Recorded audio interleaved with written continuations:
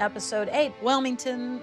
Everybody ends up in Wilmington. Jamie and Claire are there, Brianna is there, Roger's there, Fergus and Marsley is there, and even Murtaugh.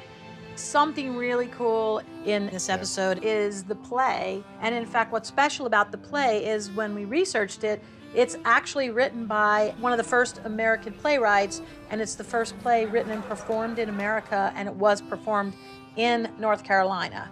And I think when we researched, we found that it was common to talk during the play, not heckle per se, but just to comment. Such poetry. It was much more audience participation in the plays. Well, we also get to meet George Washington. Everybody knows the story of George Washington, the cherry tree. I spent my youth in Virginia. Chopping down cherry trees.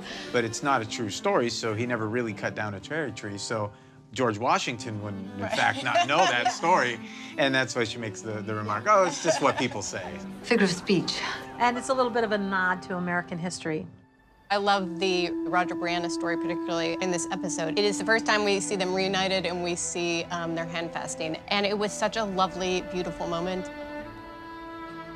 Something we talked about a lot was after, obviously, their handfast, they get in that big fight. Roger blurts out that he knew about the obituary. And you didn't tell me? But it was really difficult to figure out a reason why Roger would leave her. There were a lot of people in the room that felt that was not a cool thing to do. And we just did talk about ways to escalate the fight. Pardon me for wanting you to be my wife. Being one of the males in the room, you go, would I leave the woman I love without knowing that she had some ability to get home? I probably wouldn't leave her in a contemporary setting like that. She just traveled through 200 years by herself. and welcome to the writer's room. And across the ocean by herself. She's a hardcore, Brianna. She's a little bit of a hothead. She tells him, go. He says, speak now or forever hold your peace. Maybe I should just go back. Maybe you should. Another part of this episode that we debated a lot was, you know, in the books, obviously the rape happens in flashbacks. We decided to play it in real time and actually the same night. Let's show it as it happens, and so the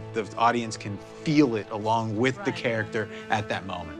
We chose specifically not to be on Brianna and Bonnet for the rape because we felt we also wanted to speak not only to Brianna's pain, but the fact that everyone there did nothing to stop it. It's a combination of both the best night of her life and the worst night of her life on the same night.